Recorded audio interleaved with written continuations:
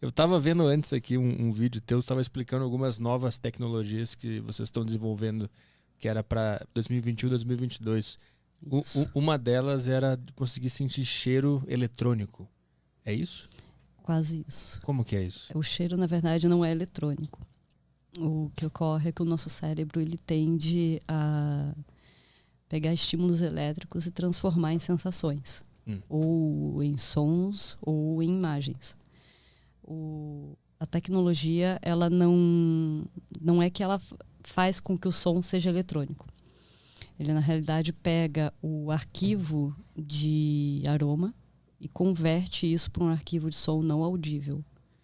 E aí é recebido pelo cérebro através do canal auditivo. Eu vou conseguir sentir um cheiro pelo meu ouvido. Pelo teu ouvido. Mas eu vou ter que estar usando alguma coisa também? Não precisa nada. É um arquivo de MP3. Então ele só precisa estar anexado a um vídeo ou uma imagem ou somente tocar o arquivo. Eu vou poder ouvir uma MP3 no meu celular e eu vou sentir um cheiro. Um cheiro, exatamente. Mas explica mais, como que isso vai acontecer? Então, lembra isso que eu estava falando do cérebro fazer essa conversão, né? Então o nosso cérebro ele não entende nem o que é imagem, nem o que é cheiro, som, nada. Ele não conhece isso, ele desconhece. Somos nós que sabemos o que significa cada coisa, porque a gente aprende ali por interpretação. Só que o cérebro, para ele não faz diferença nenhuma, são potenciais elétricos. Cada molécula tem um potencial elétrico, que faz parte do arquivo dessa molécula. É como se tudo fosse uma grande carta coringa, que pode ser usada para qualquer coisa. Não, é como se tudo fosse, por exemplo, uma nota musical. Tá. Entendeu? Então, algumas pessoas acabam tendo essa habilidade. Isso é uma habilidade, mas as pessoas acabam entendendo como um problema ou um transtorno, que é a sinestesia. Que são aquelas pessoas, por exemplo, que ouvem uma música e veem cores. As cores das notas musicais. Isso é sinestesia. Então, o nosso cérebro ele já realiza esse tipo de conversão. A diferença é que a gente não utiliza isso no nosso dia a dia. Porque a gente está usando só as vias para aquilo que é de fato. Então, por exemplo, você quer distinguir a cor de uma roupa. Bom, os teus olhos funcionam, estão enviando o sinal elétrico para o cérebro, ele está convertendo aquele sinal elétrico numa determinada cor. Por causa dos sensores que a gente tem nos olhos. Quando você está falando de um aroma, você tem no nariz alguns sensores que quando as moléculas tocam esses sensores, disparam um sinal elétrico. Esse sinal elétrico é interpretado pelo cérebro como um determinado cheiro. Então, por exemplo, você aprende, quando é criança, que o cheiro A é cheiro de chocolate. E para você é um cheiro de chocolate. Você aprendeu o que é isso. Toda vez que você sentir aquele cheiro, é um cheiro de chocolate. Então é por associação. Mas a associação é um potencial elétrico. O que a gente faz é só pegar o potencial elétrico e enviar, sem precisar da molécula. Então é como se a gente pegasse um atalho. Então, mas tu vai ter que criar um som específico para tu conseguir ativar isso no ser criado humano? Um arquivo específico, sim. Por exemplo, o cheiro que é mais próximo ali, né, que a tecnologia ainda está em desenvolvimento, mas que já tem a percepção de um cheiro mais floral, é uma média de 4.000 frequências eletrônicas que formam aquele cheiro. E aquilo tudo é compactado, então ele é gravado em camadas. Todas essas camadas são sobrepostas e daí elas são fundidas. Quando elas são fundidas, elas são convertidas em MP3. E aí dá uma média ali de... Tinha alguns arquivos que ficavam com 2 minutos e pouco. Agora já está conseguindo alguns arquivos com 40, 50 segundos. Tu ia ter que ouvir 2 minutos daquele áudio para sentir o cheiro. Agora com 40 segundos agora já com 40 segundos. Então tem que refinar, né? E 65% dos voluntários estão sentindo os cheiros. Mas ainda tem 35% que não estão. Então vai precisar equalizar um pouco mais a tecnologia. De alguma forma, a nossa cultura e nossos ensinamentos dessas relações interferem no cheiro que eu vou sentir, ou isso passa por trás de toda a construção social de associação e tal? Ele interfere no aspecto assim, a nossa sensação de cheiro ela é muito ligada a momentos da nossa vida. Então, por exemplo, quando você era criança, você comia bolinho de banana e sentia aquele cheiro. Então, você sempre vai associar o bolinho de banana. Uhum. E, às vezes, o cheiro é um cheiro de baunilha. Mas está associado ao bolinho de banana. Então, muitas vezes, quando você sentir o cheiro, você vai pensar, o cheirinho do bolinho de banana. Então, por isso que é refinar cada vez mais a técnica. Até que ela vai ser lançada com algumas fragrâncias, mas ela passa ainda por um processo longo de evolução até que todos os cheiros estejam mapeados ali. E consiga fazer, daí passar por trás mesmo. Sim. A experiência da pessoa, a experiência pessoal dela é considerada nos testes e no desenvolvimento dessa tecnologia? Não. Só fatores ambientais e genéticos. Ambientais é o que especificamente? Por exemplo, pessoas que vivem em regiões mais quentes, elas têm tendência a sentir o cheiro de uma maneira diferente do que pessoas que vivem em regiões mais frias. Então isso interfere. Tem que dividir o grupo, então. Isso. Mas isso interfere no que diz respeito ao aroma. No que diz respeito ao potencial elétrico, não. O potencial elétrico ele sempre vai ser o mesmo, independentemente do indivíduo. A questão é que, como a pessoa que, por exemplo, mora numa região mais quente, ela é mais suscetível a determinados aromas, porque existe ali uma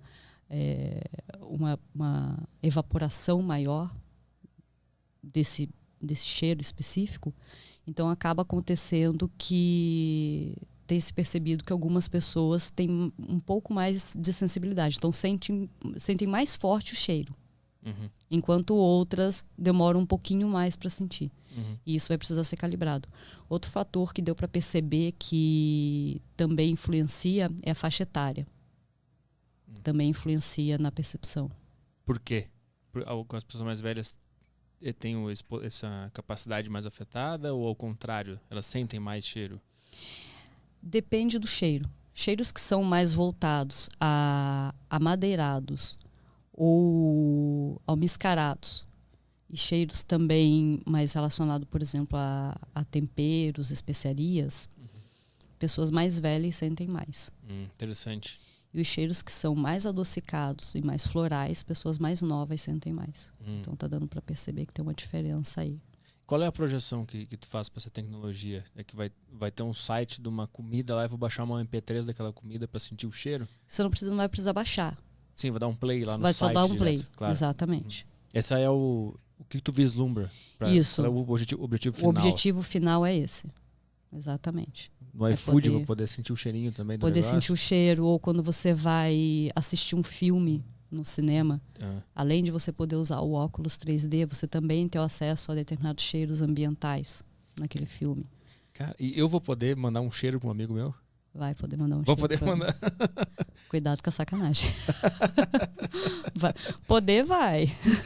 Se estivesse falando no WhatsApp. Mas é que a captura desse cheiro, o que acontece? A primeira etapa, ela está no processo do sistema de conversão do aroma para o arquivo. Sim.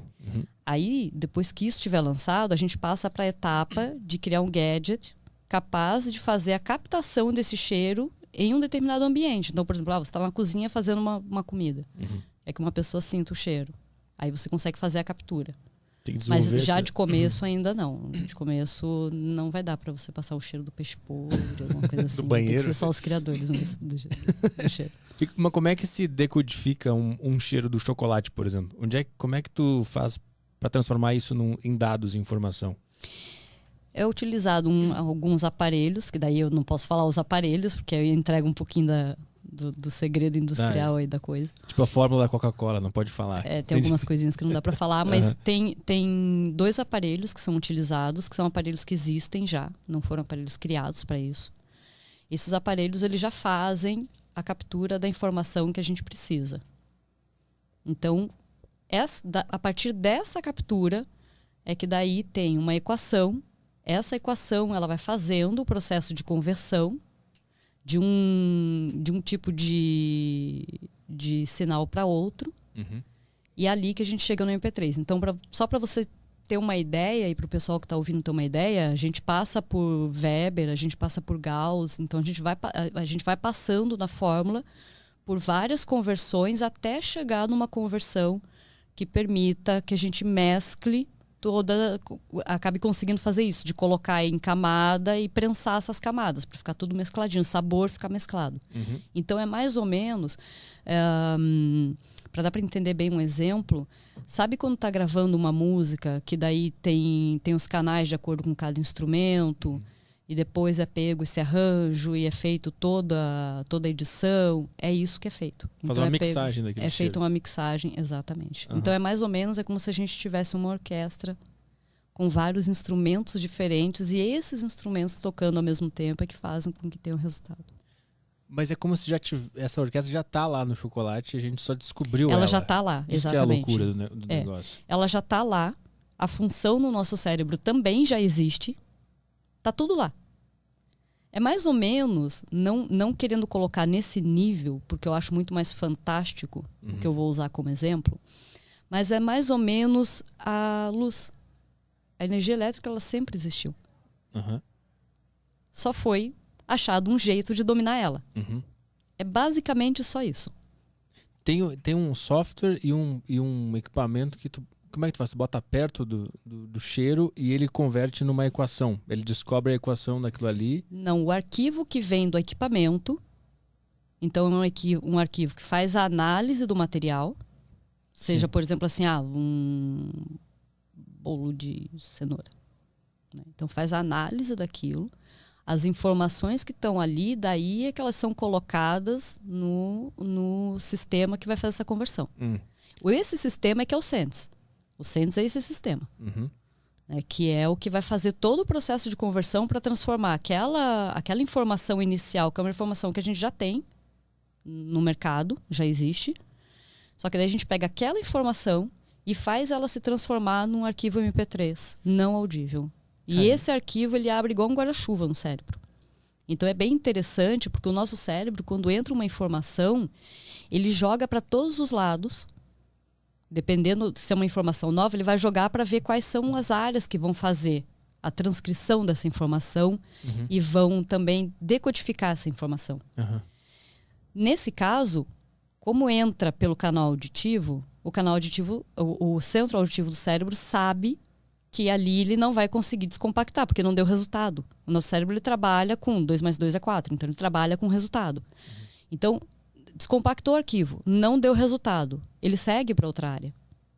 E é aí que ele tem que chegar no centro olfativo, porque daí lá no centro olfativo, a cadeia de frequências que está dentro desse pacotinho é como se fosse um zip. A cadeia de frequências que está dentro desse pacotinho, ela abre lá. E daí lá você... é tal coisa. Cara, ele tenta primeiro só usar a audição mesmo. E quando ele vê que não tem como parar por ali, ele vai tentar outro lugar. Porque é a via de entrada, né? A gente está usando a via de entrada, o canal auditivo, né? Então a primeira coisa, o nosso cérebro, o software do nosso cérebro é feito para primeiro abrir os arquivos relacionados à via de entrada. Sim. Depois é que ele vai procurar outro lugar. E como é que ele sabe que não é para ele sentir o gosto, por exemplo, é para sentir o cheiro? Porque a cadeia de frequências é a cadeia de frequências que é somente decodificada pelo centro olfativo.